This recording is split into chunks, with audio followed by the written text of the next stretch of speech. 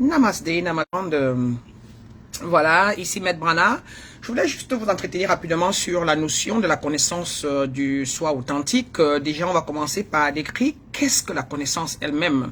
La connaissance, dans son sens propre, de par l'exotérisme ou encore la spiritualité, comme on dit en général, c'est l'acquisition des lois et des principes divines. C'est le fait de connaître, d'acquérir, de maîtriser et de pouvoir manipuler les lois et les principes divines universels.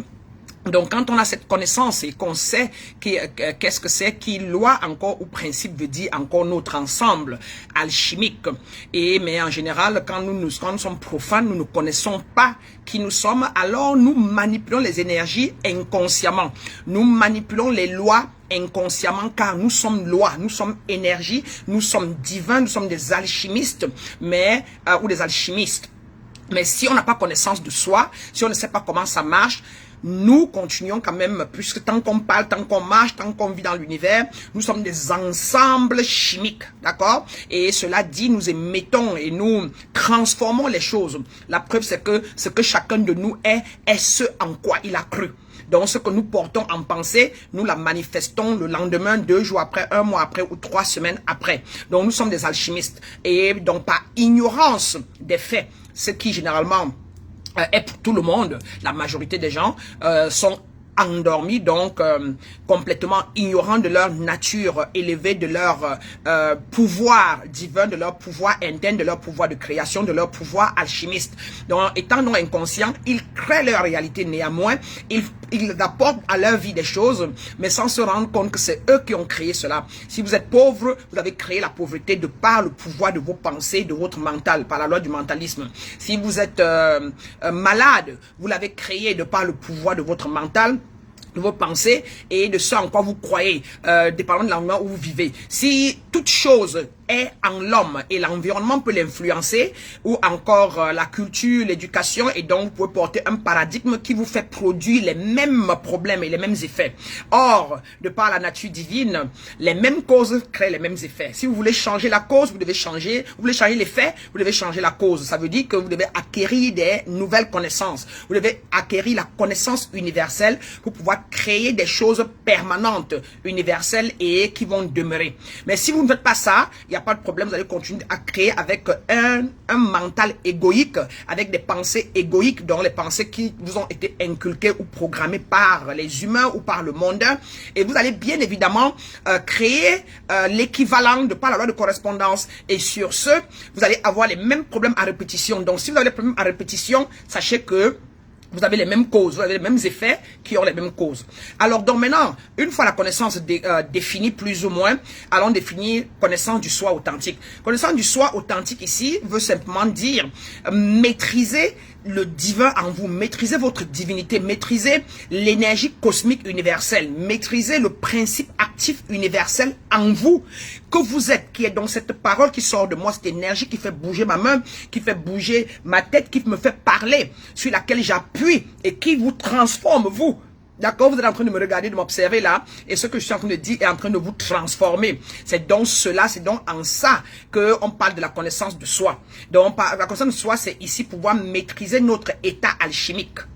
C'est pouvoir maîtriser nos 4 corps énergétiques, le corps physique, le corps mental, le corps émotionnel et le corps spirituel. C'est pouvoir maîtriser nos corps astraux, les comprendre, savoir comment ça fonctionne et pouvoir les mettre en marche comme nous voulons. Et pouvoir donc avoir en retour des effets désirés.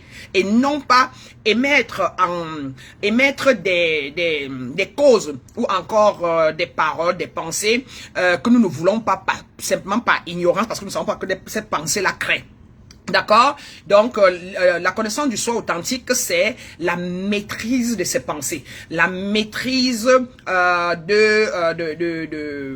ses paroles, la maîtrise de ses actions, la maîtrise de son mental, et donc, du coup, la compréhension et la connaissance claire de quoi on est composé, de quoi on est totalement fait, et donc de notre nature humaine et notre nature invisible qui est l'être.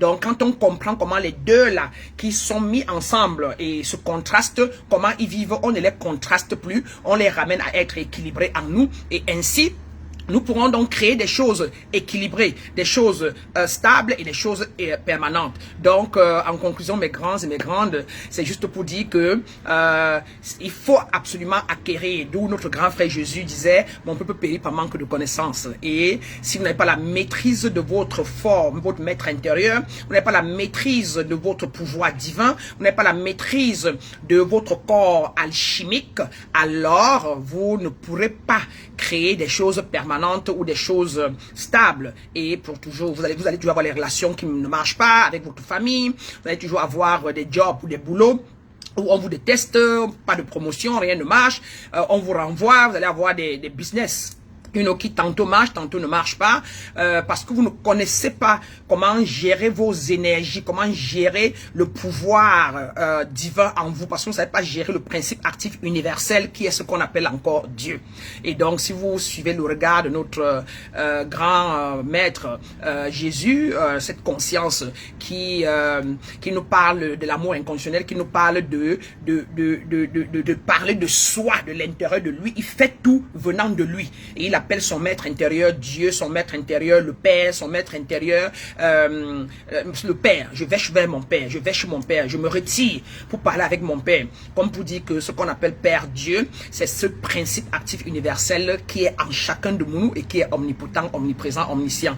Quand on la maîtrise parfaitement bien, quand on la comprend parfaitement bien, on vit en symbiose avec elle et on l'évoque pour pouvoir amener à la vie ce qu'on veut quand on veut. Voilà un peu l'explication sur la connaissance du soi authentique. J'espère qu'elle va vous aider. Alors, pour terminer, comme toujours, je vous laisse avec cette affirmation que vous pouvez répéter tous les jours pour continuer d'éveiller ou encore, ou tout au moins de réveiller votre nature divine. Simplement répéter tous les jours, je suis une ou un avec ma nature divine. Ma nature divine est une et un avec moi. Dieu, le Père, le Tout-Puissant, qui est encore la lumière divine, est un et une avec moi. Je demande...